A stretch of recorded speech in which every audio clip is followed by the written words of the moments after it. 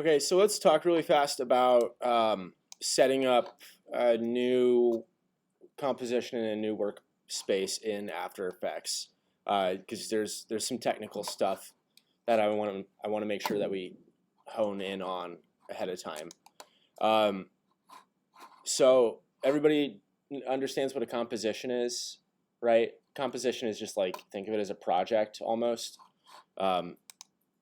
And the nice thing is you can stack comps on comps, which is pre-comping, but we can get there later. So for all intents and purposes, we're going to be working 1920 by 1080. That's just standard HD. It's a 16:9 aspect ratio. Sometimes you'll scale this up to 3840 by 2160, which is 4K.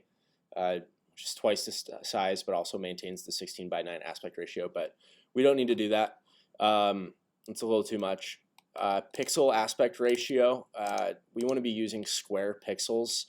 If we're using anything else, we're going to get like this kind of squished look when we come over from Illustrator. A lot of these, you really won't use many of these anymore unless you're doing like broadcast work. I've never had to do it. Frame rate, this is kind of at your discretion. This right here, this 29.97, that 97 is called a drop frame. That's because back in the day when things would go out onto broadcast television, the refresh rate of TVs was not perfect to frames per second. It was a little bit off, and it worked out to be like 0.97 of a frame at the end. So this is kind of an antiquated number. Again, if you're doing broadcast, yeah, it makes sense, but we're not. So we're probably just going to work at 30.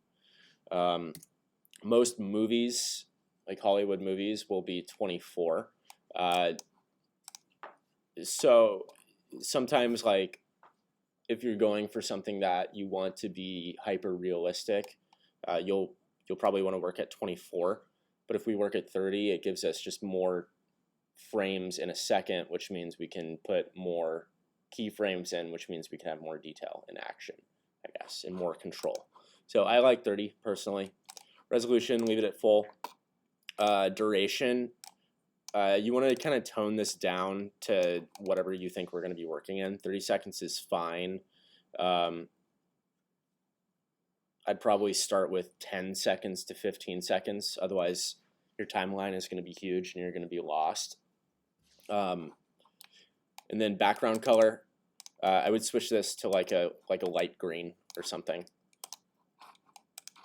And that way you can just kind of see what you're doing more so. If it's black, things can get lost super easily. And then yeah, up here for naming conventions for your composition, we're going to call this master comp, all caps, and then whatever we're working on. So character, facial expressions. And that's our comp. That's the gist of it. Do you guys want me to go over some of like the tools or anything? Or yeah? Okay. Yeah.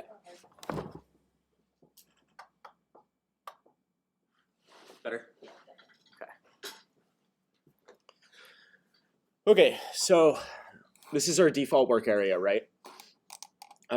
We kind of already went over how to bring layers in Illustrator files over, right? So I probably don't need to touch on that too much.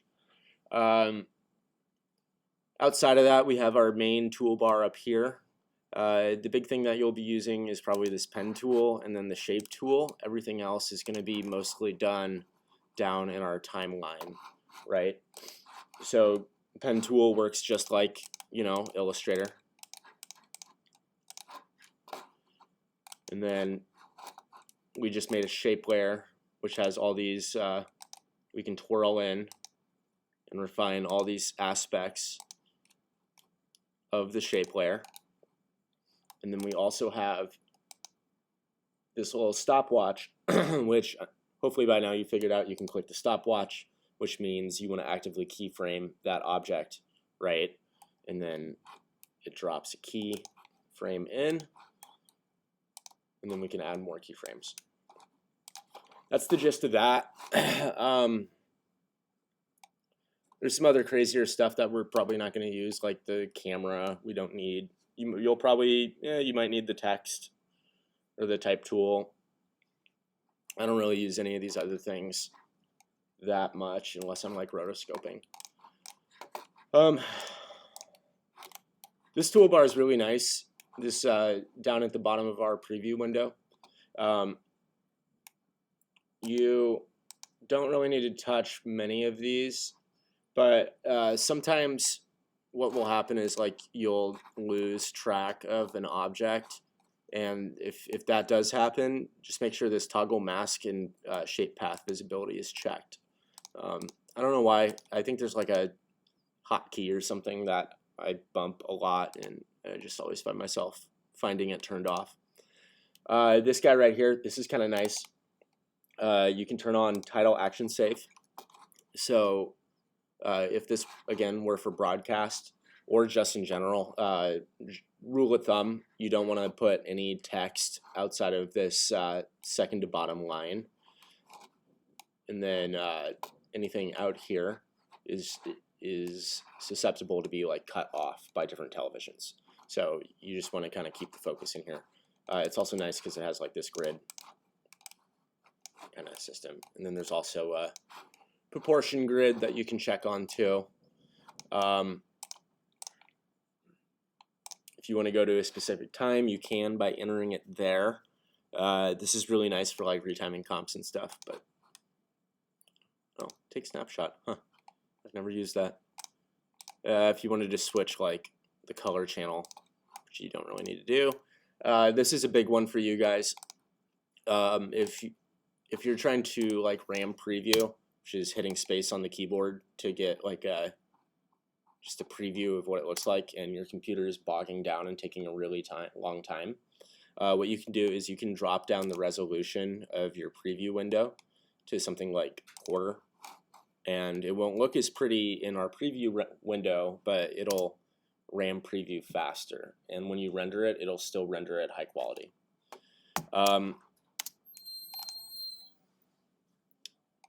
I don't really use region of interest. I mean, you can, just if things are like bogging down because you have a lot of elements, you can just click on region of interest and highlight a certain area. This turns on our transparency grid. So by default, that background color we put in isn't actually a layer or anything like that. It's just a background. You know, it's like an artboard being white almost in Illustrator. So if you want to switch to transparency to get a better grasp of something, you can. I'm going to say don't worry about active camera right now because we're not doing a lot of 3D. Ignore that. Otherwise, this is probably the other important thing that you need to worry about. It's your adaptive resolution. So when we're doing playback, it kind of works in tandem with this resolution thing over here. You can, if you're struggling because everything is like too low quality, it's probably because adaptive resolution is on. So what you can do is you can just click that off and do final quality, and that'll solve any like super blurry pixels and stuff like that for you. Yeah, that's the gist. Over on the right, effects is going to be a big thing. It would take way too long to get into all the effects, but you know, Gaussian blurs, there's a bunch of warp stuff. That's kind of a take it case by case. Any specific questions on what stuff does? Hopefully a lot of that was a recap for you guys, but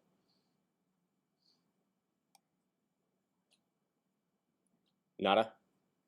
Okay, cool, sweet.